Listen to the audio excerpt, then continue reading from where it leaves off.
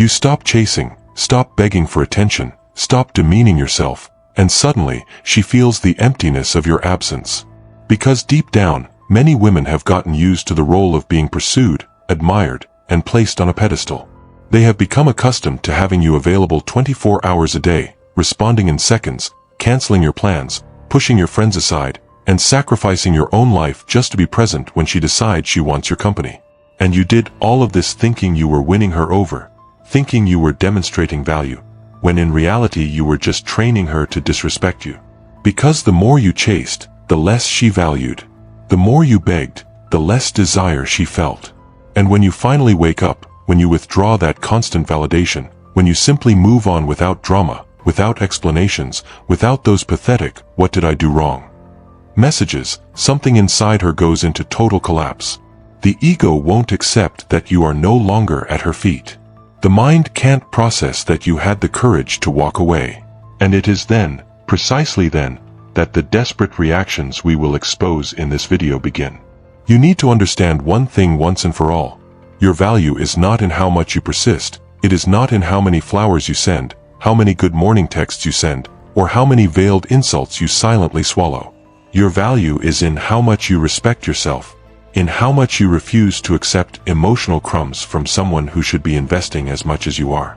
The moment you realize you are investing more than you are receiving, that you are giving attention, time, energy, and resources to someone who only gives you cold responses, lame excuses, and the constant feeling that you are never enough, you have two choices.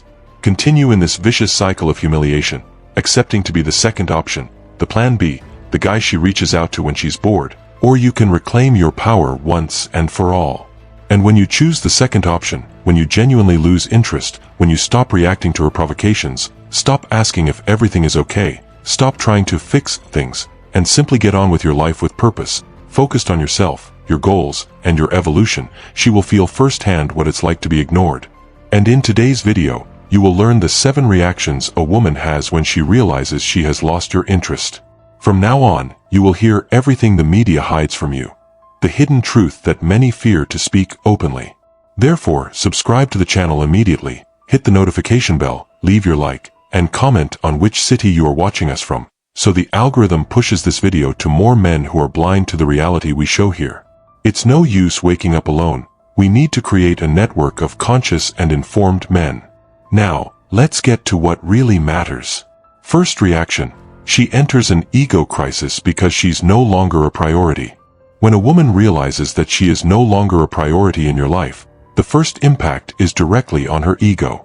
She was accustomed to constant attention, frequent messages, and the plans you made sure to include her in, and suddenly, all of that cools down. This abrupt contrast creates a deep internal confusion because she starts to question her own value. It's not just about you losing interest, it's about her feeling that something about her wasn't enough to keep that interest alive. Her mind begins to make comparisons. What did I do wrong? Did he find someone better? Am I not attractive enough anymore? This whirlwind of thoughts fuels an insecurity that she often didn't even know she had. The wounded ego drives her to try and regain control of the situation, because accepting that someone simply stopped caring is a blow that shakes anyone's self-esteem. This ego crisis manifests in both subtle and explicit ways. She may start reviewing all recent conversations, looking for signs of exactly when you started to pull away. She will analyze every word, every emoji, every delayed response, trying to understand the turning point. At the same time, internally, she fights against the need for external validation, because acknowledging that she depends on your attention to feel good is something that wounds her pride. It's a conflict between wanting to be strong and independent, yet at the same time feeling an emptiness because she no longer has that special space in the life of someone she had grown to value. This moment is particularly difficult because she realizes that the power dynamic in the relationship has completely changed, and now she is in the position of the one who needs to chase, something that goes against the modern narrative of empowerment that she tries so hard to embody. The most immediate consequence of this crisis is an emotional roller coaster that oscillates between anger, sadness, and denial. At times, she will feel angry at you for having changed your attitude without clear explanations. At others, she will feel angry at herself for caring so much about it. There are also moments of genuine sadness, when she recognizes that something that could have been special is falling apart before her eyes, and she feels like she has no control over it. And finally, there's denial. Maybe I'm imagining things. He must just be busy. This will pass. This initial phase is chaotic and intense, and it defines how she will react in the subsequent stages. The hurt ego doesn't easily accept defeat, so everything that comes next is a conscious or unconscious attempt to regain the position she felt she had in your life. Second reaction. She starts testing you with cold responses to see your reaction. After the initial impact on the ego, the next strategy she adopts is the test. If you started becoming more distant, she will mirror that behavior, but not out of genuine disinterest, but as a way to provoke a reaction from you. Her messages become shorter, more objective, almost dry.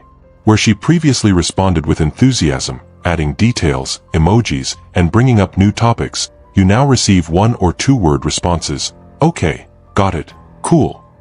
This radical change in the tone of communication is calculated, even if she won't admit it to herself. Deep down, she wants to see if you will notice the difference and, more importantly, if you will care. It's a way to regain some control over the dynamic between the two of you, putting you in the same position of uncertainty that she was feeling. This game of coldness is psychologically complex because it carries multiple intentions simultaneously. First, it's a protection. If she shows that she is also distant, she is creating an emotional barrier so as not to appear vulnerable or needy. Second, it's a direct test of how much you really care. If you notice the change and come after her, it validates that there is still interest on your part. Third, it's a form of subtle punishment. She wants you to feel a bit of what she felt when she noticed your disinterest. It's as if she's saying, "You made me feel this way? Now see what it's like to be without my energy too." During this phase, she pays obsessive attention to how you react.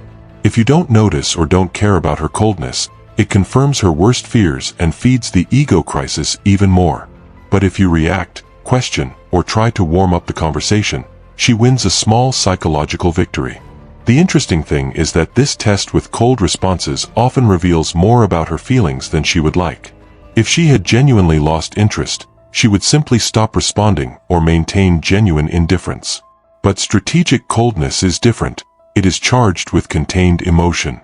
Behind every monosyllabic "okay" is a person anxiously waiting for your next message, repeatedly checking her phone, mentally rehearsing what she will say if you finally ask, "Is everything all right?" She is banking on the absence of her positive energy making you miss her, that you will feel the void she intentionally created. It's an emotional tug-of-war where no one wants to be the first to admit they still care. And the longer this phase extends without resolution, the more frustrated she becomes.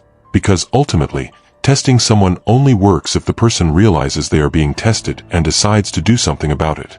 Third reaction. She acts differently when she meets you in person. When you finally meet face-to-face after all this digital distancing, the change in her behavior is noticeable and revealing. In the virtual environment, she could maintain the mask of indifference, control her words, and calculate her responses. But in person, body language doesn't lie, and emotions are harder to disguise.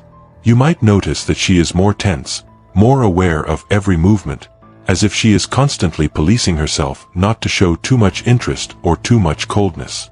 It may be that she avoids prolonged eye contact, because she knows that her eyes give away what her words try to hide.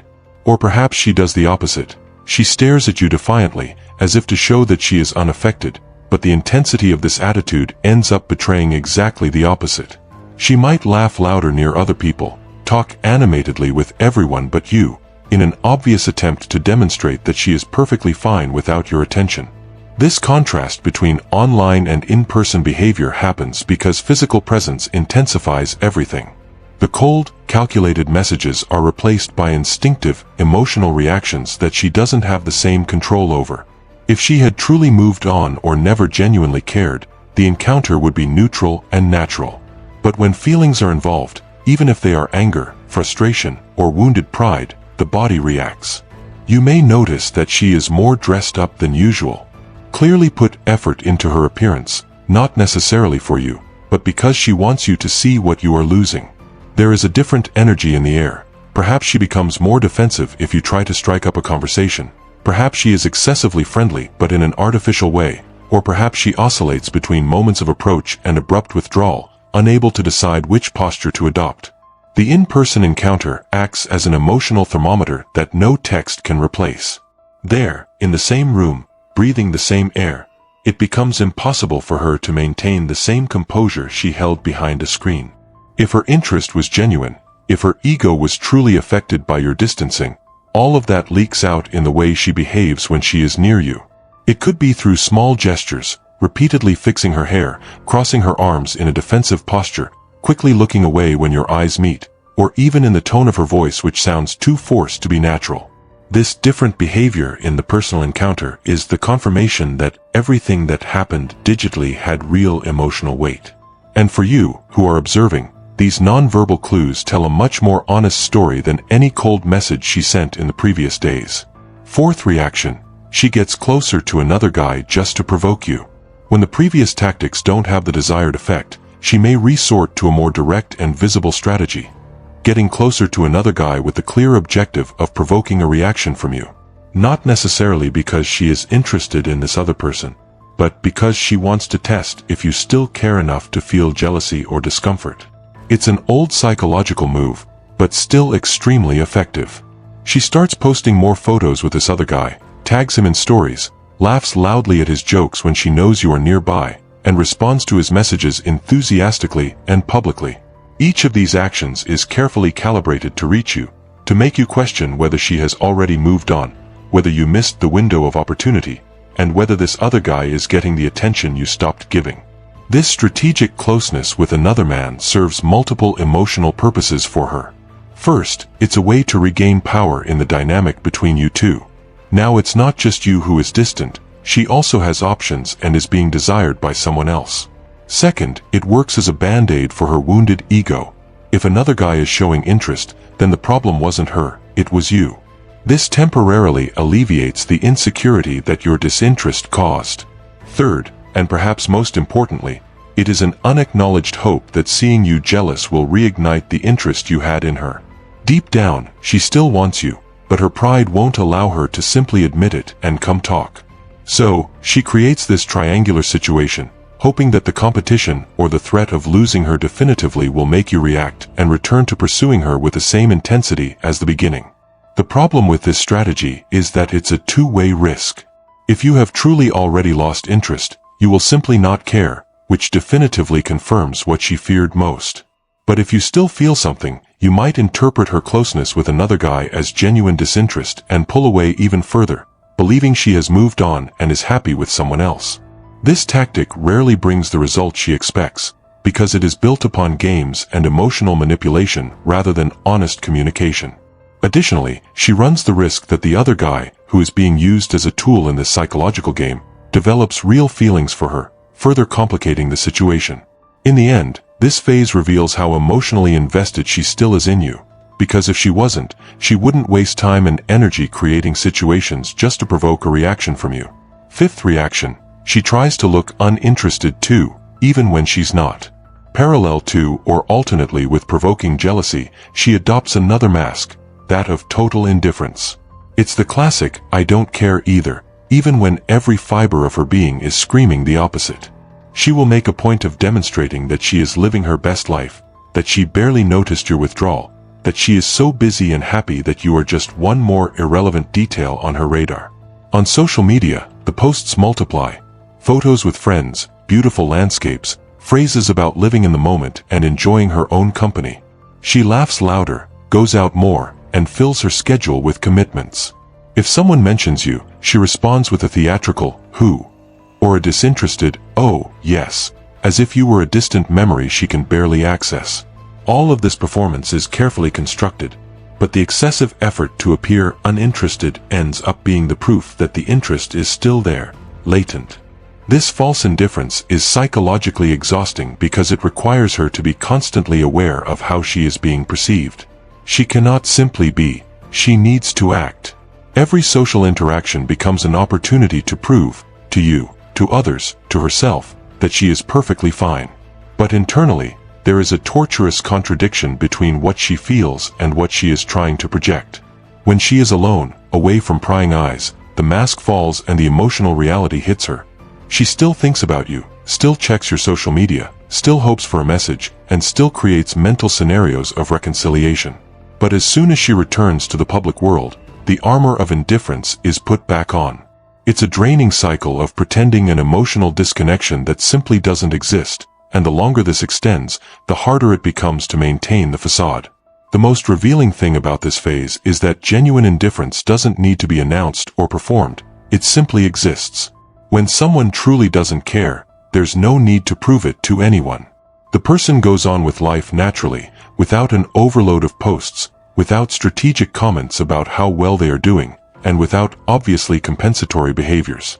The fact that she is investing so much energy in appearing uninterested is the biggest indicator that the interest has not died, it has only been wounded and is trying to protect itself. She hopes that, seeing her apparently happy and indifferent, you will feel that you have lost something valuable and return seeking her. It is another form of test, more subtle than direct coldness or provoking jealousy, but equally charged with expectation. And as long as you don't react in the way she expects, her frustration grows internally, even if externally she continues smiling and posting about how wonderful life is.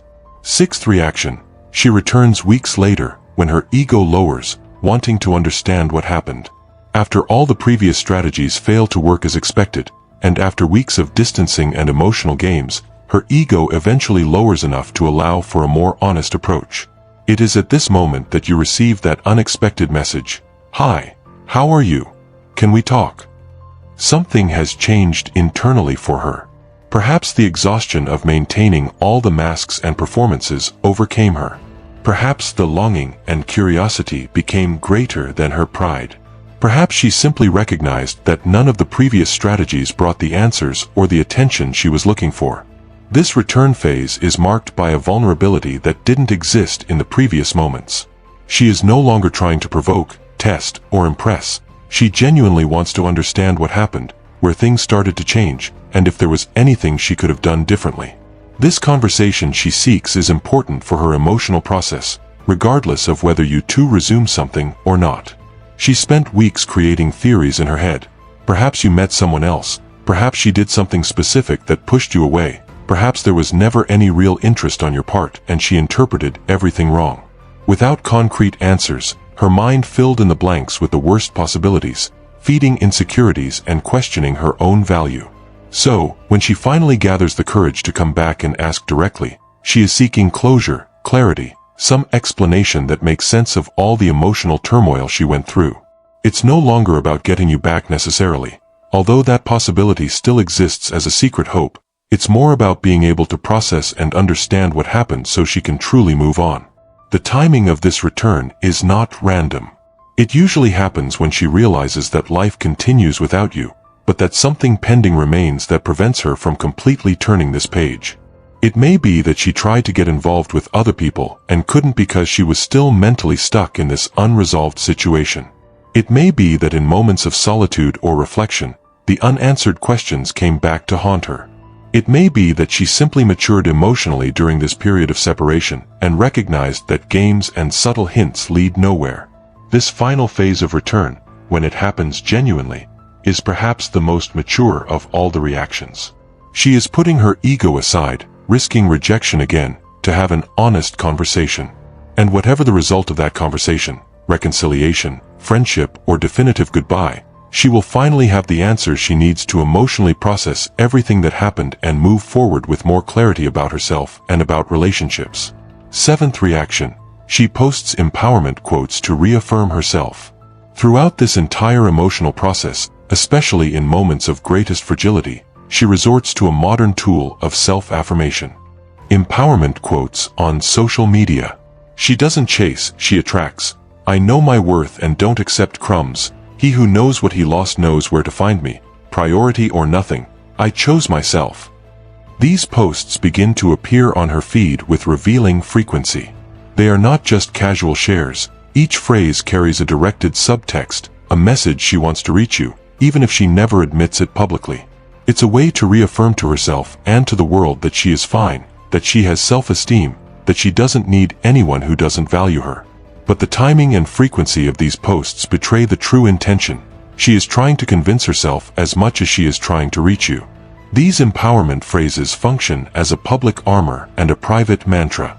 Publicly, she is building a narrative of a strong, independent woman who is not shaken by others' disinterest. She wants you to see these posts and think, I lost an incredible woman who knows her own value. She wants friends and followers to see that she is in a process of personal growth. But privately, she is using these same phrases to try and reprogram her own feelings. Every time she posts, I don't chase, I don't beg, I don't insist, she is trying to convince herself that she shouldn't be thinking about sending that message to you that she has drafted on her phone. It's an exercise in self-persuasion, an attempt to solidify a stance that is still internally fragile. The empowerment she proclaims publicly is often the empowerment she is desperately trying to feel internally. The interesting thing about this phase is that it reveals the central conflict that many women face in the modern era. The pressure to be strong and independent versus the human reality of missing someone, wanting to be chosen, and dealing with rejection. Social media has become the stage where this conflict is enacted. She posts about not needing anyone while silently hoping you will react to these posts. She shares quotes about letting go of people who don't value you, but still stalks your profile to see if you are seeing her posts. She proclaims that she is focused on herself, but every empowerment phrase is strategically chosen based on the impact it might have on you. Over time, if you continue not reacting, these posts may gradually decrease as she truly begins to internalize the messages and move on for real. Or they may intensify, becoming increasingly specific and directed, in a last-ditch effort to provoke some response from you before eventually giving up and moving to definitive emotional closure. If this video made sense to you, leave a like, subscribe to the channel, and comment, "Gratideo," gratitude. This helps the algorithm spread this message to other men who need to learn the teachings of our channel. Every interaction strengthens this mission to open eyes and rescue masculine self-esteem. Thank you for being here. Keep following, because every week we bring reflections and tools to help you regain emotional control and become your best version. Big hug, and see you in the next video.